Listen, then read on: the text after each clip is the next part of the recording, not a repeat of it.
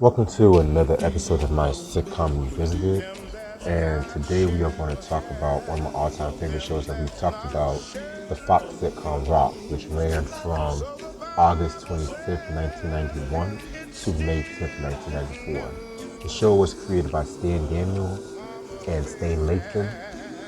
It was directed by Stan Lathan and Stan Daniels as well. It stars Charles S. Dutton as Rock, Ella Joyce as Eleanor, Rocky Carroll as Joey, and Carl Gordon as Pop. The show pretty much details the life of a Baltimore garbage collector as he goes through the lives of raising his family. So there's so many great episodes I can talk about, so I'm going to dedicate this time to talk about my favorite episodes. So here it comes. We're going to start off with season 1 with the pilot episode. Very strong pilot. You can tell the tone was already set with this episode. When it comes to this pilot, everything was going on with Joey moving back in with Rock and everything like that too, you know what I'm saying? And then them just confronting their issues with one another. I love the writing of this episode, and just right from the first scene, every character had their special beat towards them. So, very strong way to start off the show. Episode 3, Let's Try It Again. This is the episode where Rock and Eleanor decide to get some privacy. There's no privacy at the home. Very Rock and Eleanor centric, which I definitely love, and everything. Ella Joyce is so underrated when it comes to this material, and you know what I'm saying? So, very, very, very great episode, and nice for Rock and Eleanor fans. And then episode 5, you have Musician Heal Thyself. This is definitely a nice Joey episode where it talks about, Rock betting Joey that he can't work. He can't work at his garbage company and everything like that too. But then Joey then hires somebody else to take his place. So this is definitely a nice example of Rock versus Joey. You know what I'm saying? How Rock was always very prideful and Joey always had to live life on the fast lane. So another very great episode. Then we got to the next episode, Hearts and Diamonds. In my personal opinion, the best Rock and Eleanor episode of the season. This episode shows Rock's jealousy when one of Eleanor's patients, played by Samuel L. Jackson, lavishes her with a lot of gifts, and pretty much Rock agrees to let him propose to test Eleanor's love for him, and as usual, Eleanor was not okay with this at all. Another episode that shows Rock's pride and everything, but then Eleanor reassured Rock that, she loves him for the long run. So this is a very, very, very great episode. We have episode 8, Can't Help Loving That Man. This is a historic episode when it comes to sitcoms in general, and probably one of the more impactful episodes. This episode stars Richard Roundtree as Pop's brother, who pretty much announces that he's gay. And not only is he gay, but he has a lover that's white. And this definitely fit in with the tone of the show and everything like that. And I definitely loved how Pop was trying to struggle with his feelings with all of this too. And this episode made history when it was actually the first same-sex marriage on television. So yeah, that's very important. Very important episode. And now we're going to get into episode 17, The Stan Who Came to Dinner. Very funny episode. This definitely is an episode for all my Cheers fans. You know what I'm saying? Because a lot of people who worked on Cheers and Taxi contributed to this show. So this episode stars George Wendt, who plays one of Rock's co-workers named Stan, who came and lived with the ever since because he had issues with his wife. And his wife is played by none other than Rhea Perlman. Is it gimmicky? Yeah, but at the same time, it's entertaining, so I'll give it that. Episode 20, we got a piece of the Rock. One of my favorite episodes of the whole show, and probably my second favorite episode of the season. This episode is another episode where we look into Rock's chauvinist side, where he's paired up with a new sexy co-worker, played by none other than Tisha Campbell, who was months away from starring Martin, pretty much. And the new co-worker pretty much hits on Rock and everything like that too, and it leads into an explosive scene between Rock, Eleanor, and the co-worker and whatnot too. So This is definitely a very, very, very funny episode and one that should not be missed, especially if you're fans of Tisha Campbell. And episode 21, the next episode is Lady Killer. This is an episode I honestly forgot about when we watching this series. And I can't believe not, because this is definitely a strong episode for Andrew. So he pretty much has sex with a woman. And she ends up, passing away in bed. And then Andrew's pretty much, warning about that he would never fully commit to a woman physically because of end up being dead. But it's supposed to be representing that he still misses his wife and everything. So it's very, very, very great episode. And Carl Gordon episode absolutely knocked us out the park. Next episode is Nightmare on Emerson Street. This is actually my favorite episode of the season, and one of the show's darkest episodes too. So, a new drug dealer by the name of Andre pretty much is terrorizing the neighborhood. So all the neighborhood people try coming together, trying to put a stop to this. This episode not only introduces Andre, played by Kristen Powell, but you also see Ronnie, played by Tone Loc. You know what I'm saying? Who's pretty much, one of Rock's friends, and everything like that too. And this episode is pretty much best known for the scene where Andre and his goons come up to Rock's house and everything like that. And it definitely is one of the more dramatic and darkest scenes of the whole show. Very, very, very great episode. My favorite of the whole season. And then finally from that first season, we have episode 25, The Rock That Dreams Are Made Of. Now, this is an episode that really was not aired in the original run of the show. It actually aired in syndication. The first airing was actually on BET in 1994, which was pretty much the same year it ended. And it's actually, in my opinion, another one of the darkest episodes of the show.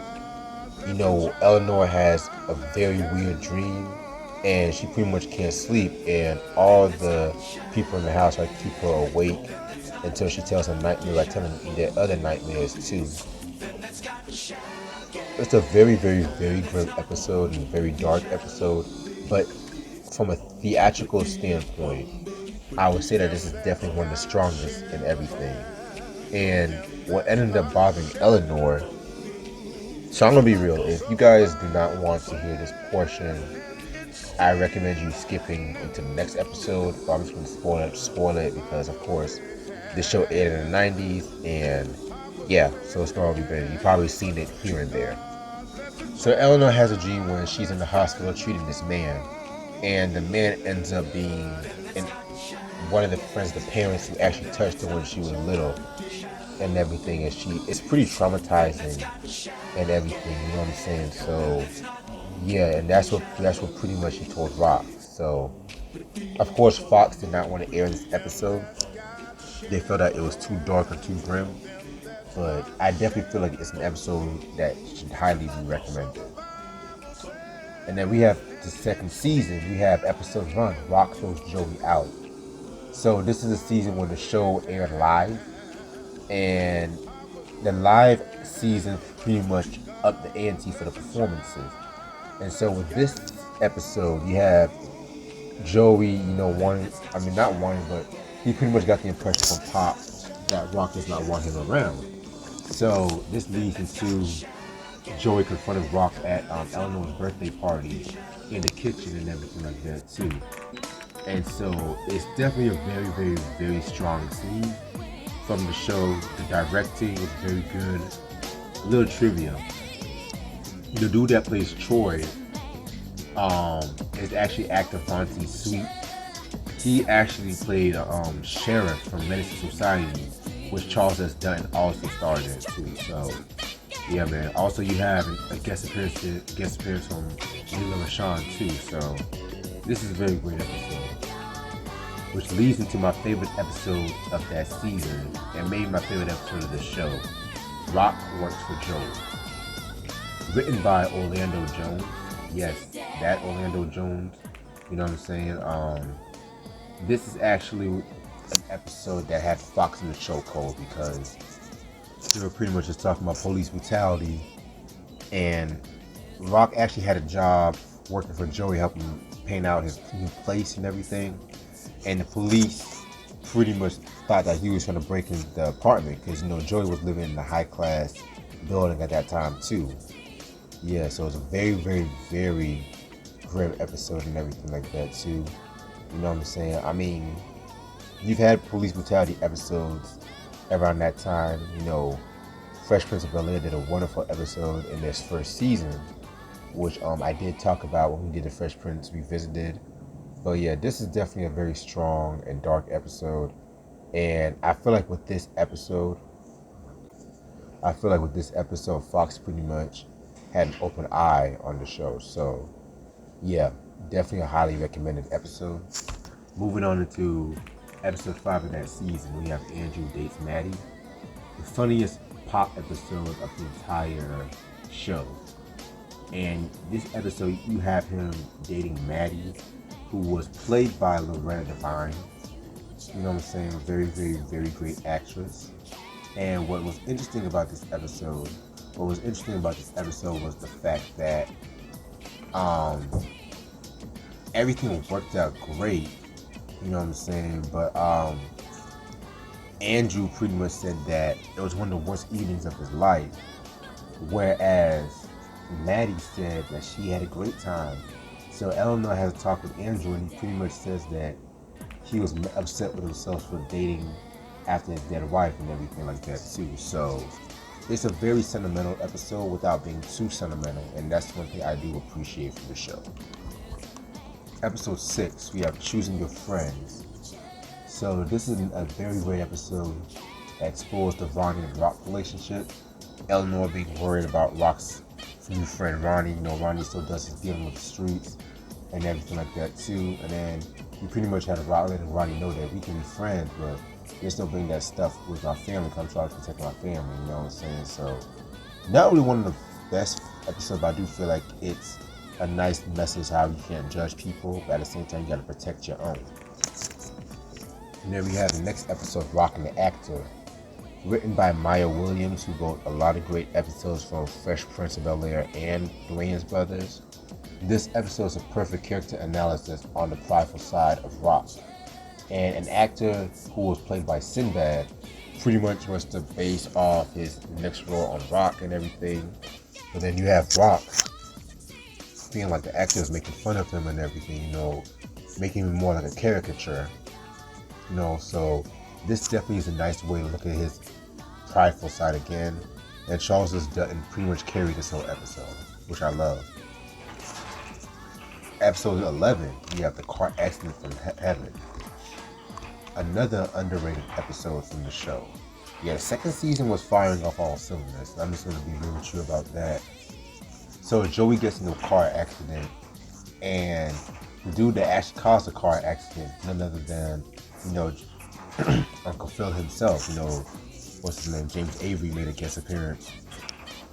And pretty much, his father pretty much wants to actually have cemetery plots for Joey and him. And Rock feels some kind of way because of the fact that he feels that Andrew's always favoring Joey over him. But then Andrew said that, Rock has his family and Joey doesn't have nobody, so that's why he pretty much wants Joey to have somebody and stuff like that. So very, very, very, very, very important episode that understands the dynamic with Rock and Pop and everything, and also Rock being jealous of Joey. So very underrated episode. Then we have Joey's first fan.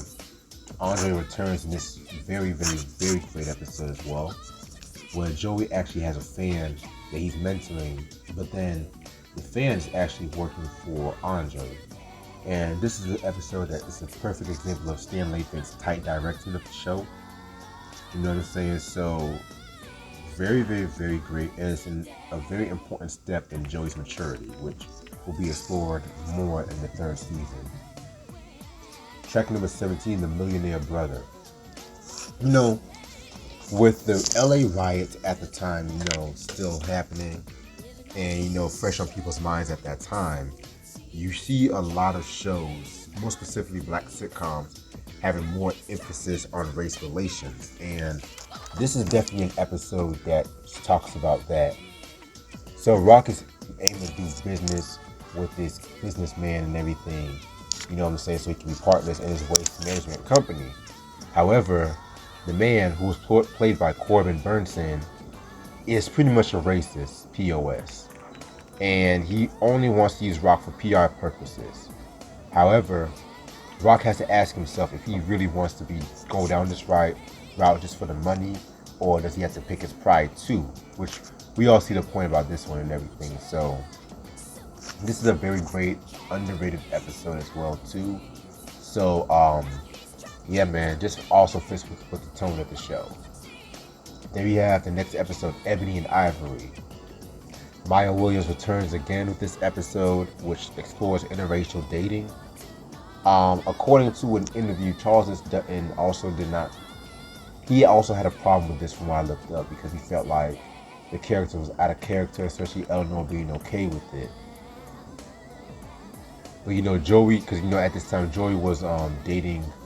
He was dating one of the girls, you know, from the singing group and everything, who was played by En Vogue.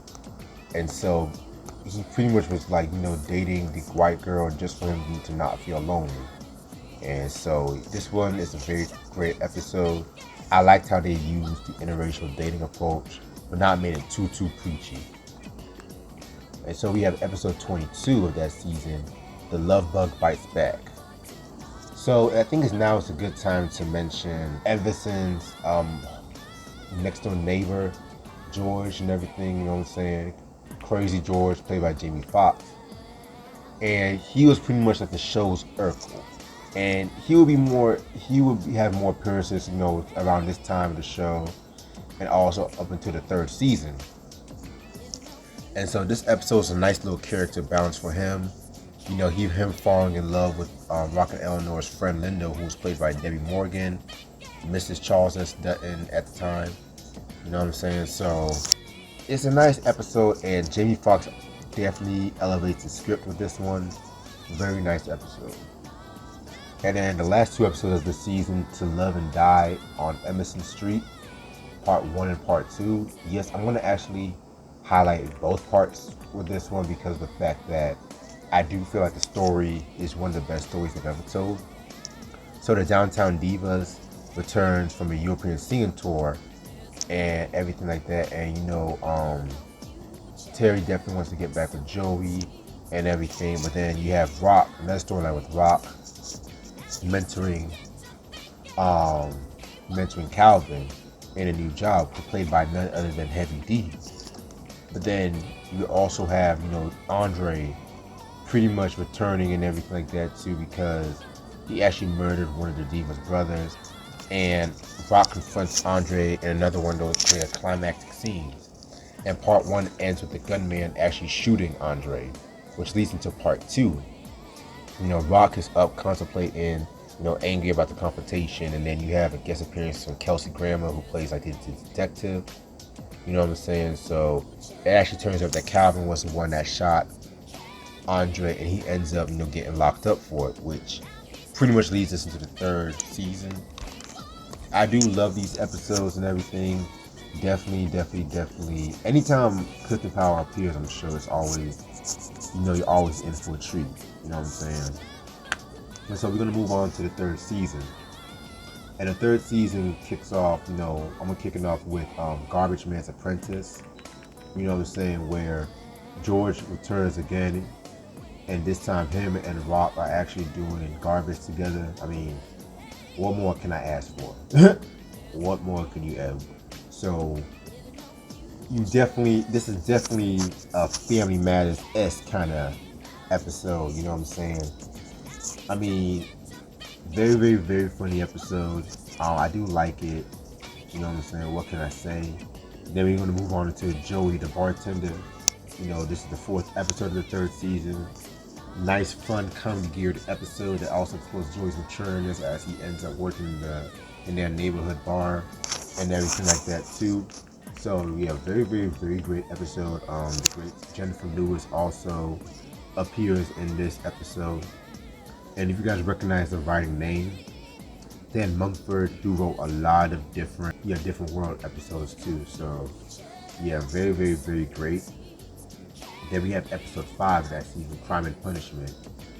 Sheila being like their Calvin's daughter and everything like that too, which I feel like was more Fox decision.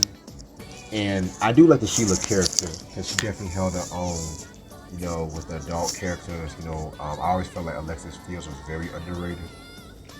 And so in this episode, Sheila broke curfew and she's actually grounded, but she went to a TLC concert. She actually asked Joey to take her and everything like that too. And you pretty much have an argument, of course, an argument where Joey's actually fearing that Rock and Eleanor being too hard on her and everything like that too. Both characters have a good point. I also love when Rock gave a slight dig to Fox Network and everything. So very, very, very funny episode. Alright, the next episode is Unforgiven. My favorite episode from this season because we definitely have a glimpse on Andrew going and getting mad at Joey. So Andrew's godly daughter came and she takes a liking to Joey, but then Andrew's worried that Joey's influence is going to corrupt her, and then the next thing you know, they end up sleeping with one another, which angers Andrew. Is it conventional? Yes, but it's a very interesting premise. Another one called Gordon's Best at Performances, in my opinion. And I love this subplot with Sheila having like a pet that she has to watch from a class, but the pet ends up dying. Very great reaction from Eleanor. Ella Joyce probably has her best moment in that episode, in my opinion. So, very, very, very funny episode that's highly recommended. Then episode 8 is RESPECT. You know what I'm saying?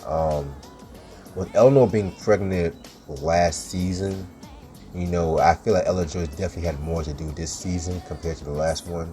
And this episode explains it. Sheila ends up getting harassed by one of Rock's friend's sons. And Eleanor tries to teach Sheila how to stand up for herself. You know what I'm saying? And just, it's one of those women's empowerment, but not being too preachy.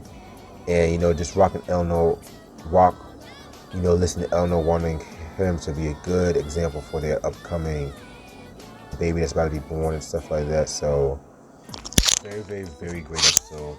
And again, just shows the feminism that was happening around that time too. Episode 10, we have Final Analysis. So this is an episode where Joey goes to therapy for his gambling addiction, but it's actually he only gambles because of his relationship with Rock. This is a good storyline, but I mostly prefer the subplot where George actually stays with the Evansons, you know what I'm saying? And he pretty much annoys Eleanor. You always have a glimpse of him annoying Rock, but this time him annoying Eleanor is definitely a good fix and definitely something different. Definitely feel like this episode is another episode for Jamie Foxx fans to watch. Episode 13, we have Shove It Up Your Aspirin. This is an episode I kind of feel like it's a vintage episode of Rock where Rock is angered by the high hospital bills, especially coming after, his wife's pregnancy and everything like that too. So he pretty much, takes a stance against it. I definitely feel it's one of the more topical episodes this season, whereas the earlier episodes of this season kind of had a more comedy weird kind of style. So another great episode. And then we're gonna have probably the show's most iconic episode. Terrence got his gun. This is a lot of people's favorite episode of the season.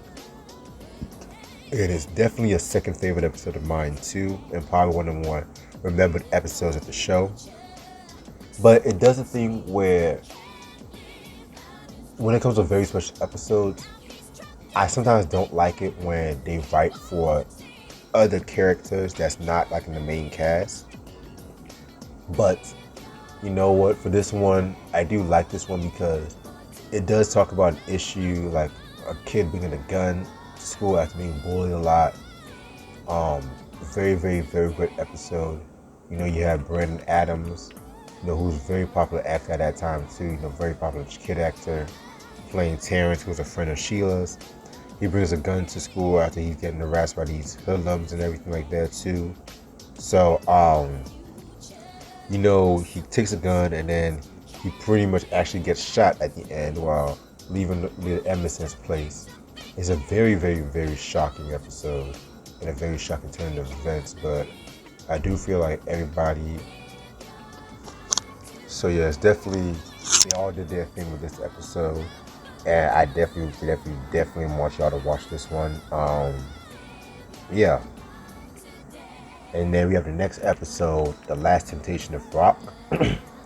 Some people might be surprised I have this episode on this list because it's definitely a more conventional premise compared to the other ones, but I like this one because of the fact that it shows Eleanor's jealousy when one of Rock's girlfriends meets him and wants to get reacquainted. Very, very dope, solid episode.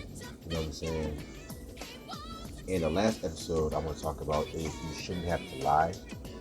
So this is pretty much the series finale. Well, scratch that, the unplanned series finale. And it's a very somber one, to be real with you. So it does go like the very special episode route where the Emersons have a friend who it is thought that she has HIV and everything like that too, but it ends up being her daughter that has HIV, but she doesn't tell her daughter about it. So very somber, but then again, it's another episode more into the subplot where Terrence's mom confronts the killer, the son's killer, and the son's killer said he wants to follow in Andre's footsteps. And then you have Rock trying to convince Andre to talk to him and convince him not to go down that route. By this time, Andre's business was going down. He was walking with a cane. His voice was all raspy and shit like that too. And Clifton Powell probably gave his best performance on the show when he was talking to the hoodlum and stuff like that. Mind you, Rock's final, we see Rock after he was talking to Andre and stuff like that too, which is very telling, especially with the backstage tension that was happening between him and Fox. You know what I'm saying? That was my only gripe with this episode. I wish Rock was featured more in this episode. But again, Clifton Powell gave one of his best performances when he tries to convince and angrily berates Terrence's killer and everything like that too, you know what I'm saying? So you probably have seen this episode a lot where people if you just type in Rock, this might be one of the first scenes that might pop up. But yeah, this is definitely one of my favorite shows, and I'm very proud that I picked my favorite episode of this. So stay tuned for more Sitcom Revisited, and make sure you all subscribe and like this video. Peace.